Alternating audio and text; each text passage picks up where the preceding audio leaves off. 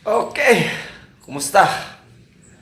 Mga kamungkil sa lahat ng mga solid mungkil followers ko, maraming salamat sa pagsuporta nyo nitong aking bagong FB page, no? Yan. Ito na po yung aking bagong FB page. Naway sana mga kamungkil, masuportahan nyo ako, no? Ako po si dating alias Mungkil, na kung saan gumagawa tayo ng mga bahay, layout man yan, renovation, bahay po na yari sa light material, no? Uulitin ko mga kamungkil, lahat ng pagtuturo ko dito o video, laging long videos, no? Si Mungkil Builders and Tutorial. Yan na po yung aking bagong FB page. O kung gusto niyo rin puntahan yung aking YouTube channel, ito po yung aking YouTube channel mga kamungkil. So marami na po akong almost 1,000, mahigit 1,700 I think na videos tayo na upload dyan, at lahat dyan mga kamungkil mo kung pagtuturo.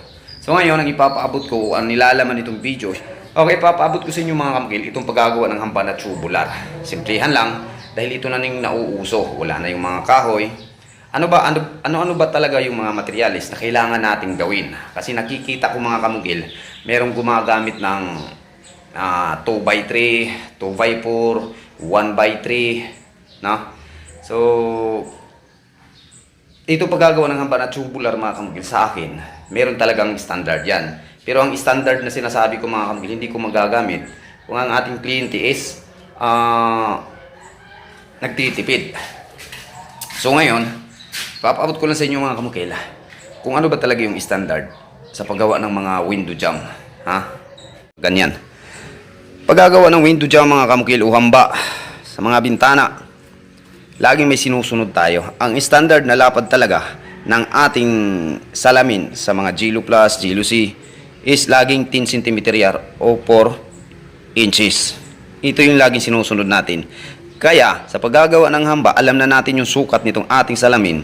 Dapat ang lapad din ng ating hamba, meron tayong 10 inches, 10 cm o 4 inches. Bakit naman kamungkil na kung anong lapad ng salamin natin, yun din yung lapad ng ating hamba?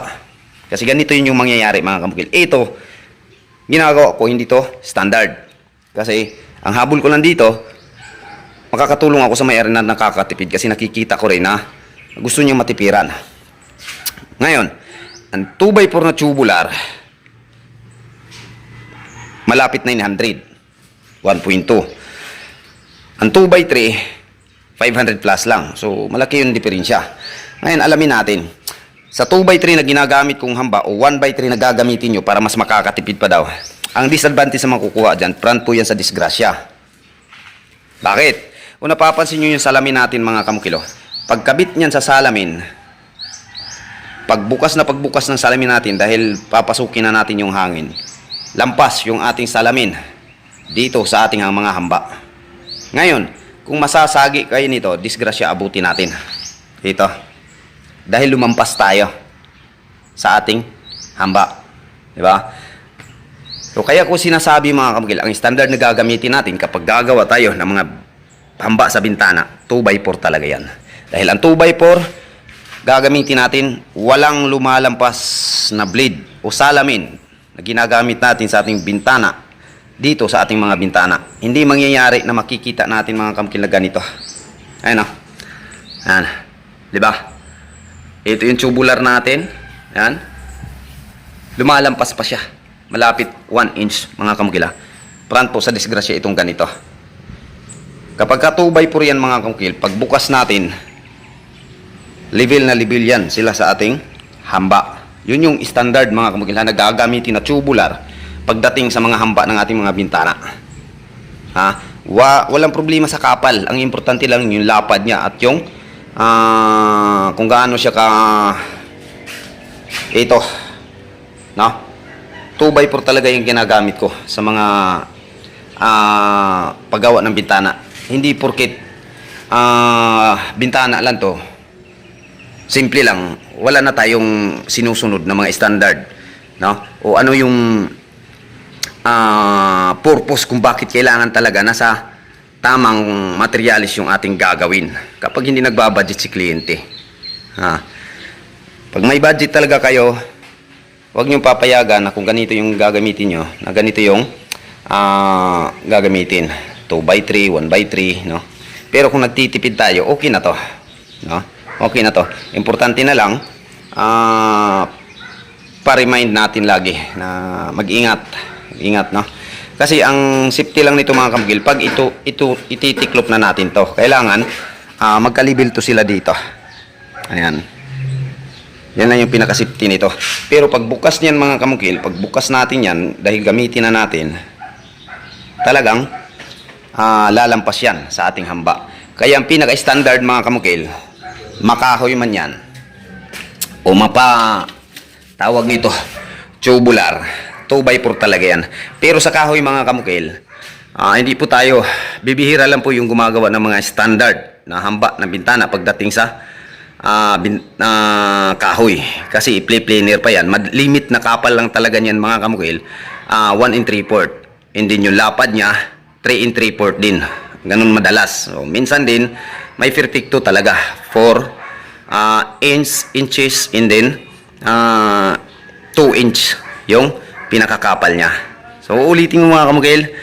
Kung gusto nyo ng safety, meron kayong budget, huwag gagamit ng mga 1x3, 2x3, dahil yun po yung magiging disadvantage niya.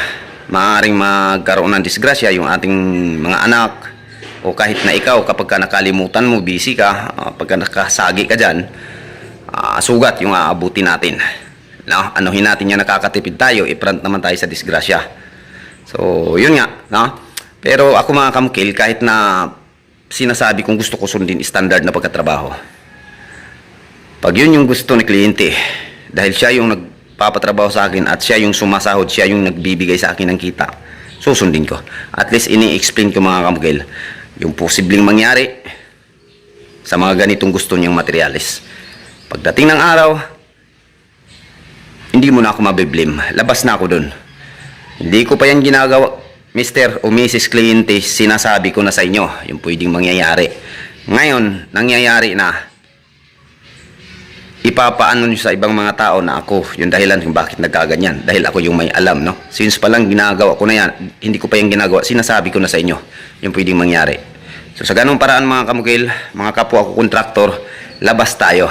Sa lahat ng mga nagbablog ng mga kontraktor, ayusin natin yung ating mga tinuturo, no?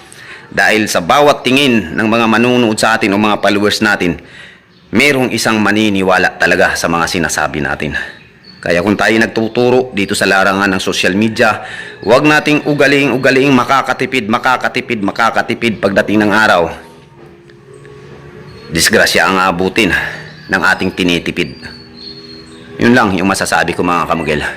Sa lahat din ng mga mapapagawa ng bahay, piliin nyo yung mga gumagawa na bago susundin ang inyong mga gusto, makakuha muna kayo ng matindi at magandang eksplanasyon o paliwanag kung susundin niya ang inyong mga gustong ipagamit na materyales. At sa lahat ng magpapagawa, huwag niyong uugaliin na mas tuturuan niyo pa yung kontraktor sa mga hakbang o proseso ng gawain. Mga kamukilami, dahil nakakasalamuhan ako ng ganyan. Si kontraktor may sariling diskarte at kaalaman yan kung paano iproseso step by step mula umpisa hanggang matapos yung isang trabaho. No? Magbigay ka lang ng mga design, gusto mong makita pagkatapos, at yun yung ibibigay ni kontraktor sa inyo. Pero kung paraan ng pagpatrabaho, kung paano siya umpisahan, paano siya gawin, labas na po kayo doon. Yun lang mga kamukila. No hard feelings, nagpakatuto lang si Mungkil Builders dito ang tutorial. Yun lang yung aking masasabi. Once again, this is Mungkil Builders and Tutorial. Thank you.